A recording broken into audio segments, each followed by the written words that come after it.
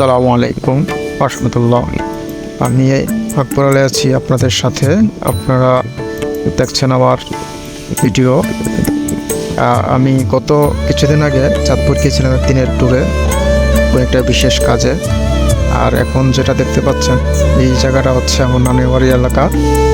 আর এই জায়গাটা বলে সুবর্ণ রাস্তার মাথা, অনেকে চেনে এলাকার লোকজন। এবং আমি যখন ছোট ছিলাম তখন এই জায়গাটা, এই মসজিদটা ছিল না, একটা পাকার মতো ছিল, কাছারির মতো। এখন নতুন মসজিদ হয়েছে, আধুনিক হয়েছে। পাশে একটা দোকান আছে, বসুর মিলের দোকান। বসুর দোকান বললে এলাকার লোকজন সবাই চিনত ওনাকে। এবং উনি খুবই একজন ভালো মনের মানুষ ছিলেন। উনি প্রয়াত হয়ে গেছেন, না তারা ওনাকে বেহাস্ত চুপ করুক। ভালো মনের মানুষ ছিলেন। ওনার ছেলে ছিল একজন, উনি আমার ফ্রেন্ডের মতো ছিল। এবং এই জায়গাটা অনেকটা একটা আবেগের জায়গা বলতে পারেন। এই জায়গাটা যখন অতিবাহিত করতেছিলাম তখন নিজের কাছে খুব খারাপ লাগতেছিল, তো ইচ্ছে করতেছিল যে একবার নেমে একবার একটু থাকি এই জায়গাটা। ছোটোবেলা সেই স্মৃতি মনে পড়ে গেল।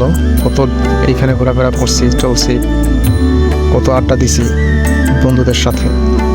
তারপরে যে রাস্তাটা দেখতে পাচ্ছেন, এখন একটু পরে দেখতে পাবেন, এই রাস্তাটা হচ্ছে চলে গেছে আমার নানা বাড়ির দিকে।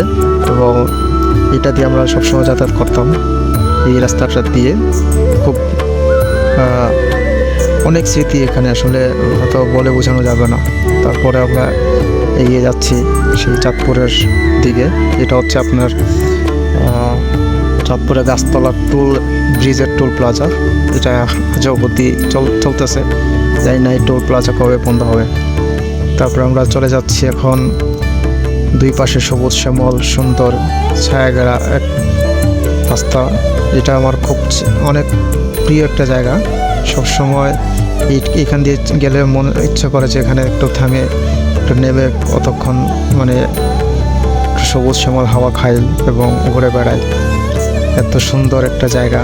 আর তীব্র গরমের মধ্যে এই জায়গাটা যখন আমরা অতিবাহিত করছিলাম তখন এত একটা প্রশান্তি লাগতেছিল।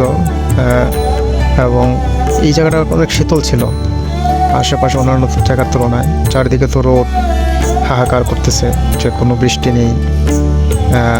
তীব্র তাপদাহে সবাই গরমে অতিষ্ঠ হয়ে পড়েছিল। এবং এই জায়গাটা এত সুন্দর একটা জায়গা যা হয়তো বোঝাতে পারবো না। এখন আমরা চলে আসছি চাঁদপুর বড় স্টেশন। এটা দেখতে পাচ্ছেন ইলিশের একটা ভাস্কর্য। এই জায়গাটার কথা কি বলবো, আর যারা এখানে আসছেন এবং ঘুরে গেছেন হয়তো তারা বলতে পারবেন। আর এটা হচ্ছে সেই রক্তদ্বারা মুক্তিযুদ্ধের স্মৃতি বহন করে।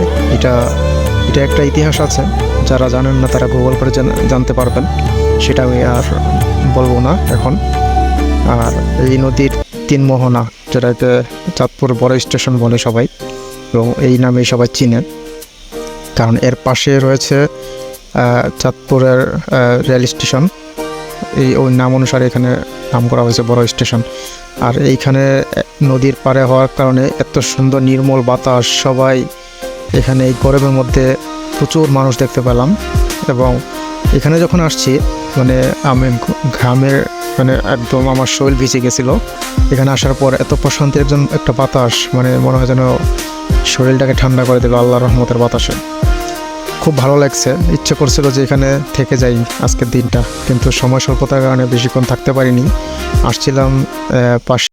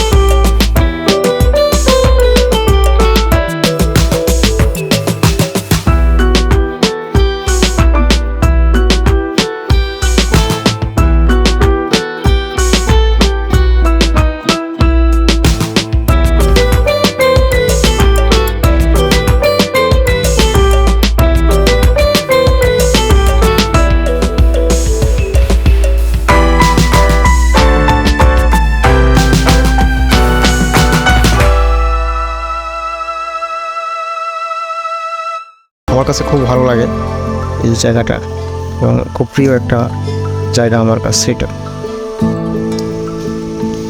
তো আজকের মতো এখান থেকে আমি বিদায় নিচ্ছি আপনাদের কাছ থেকে।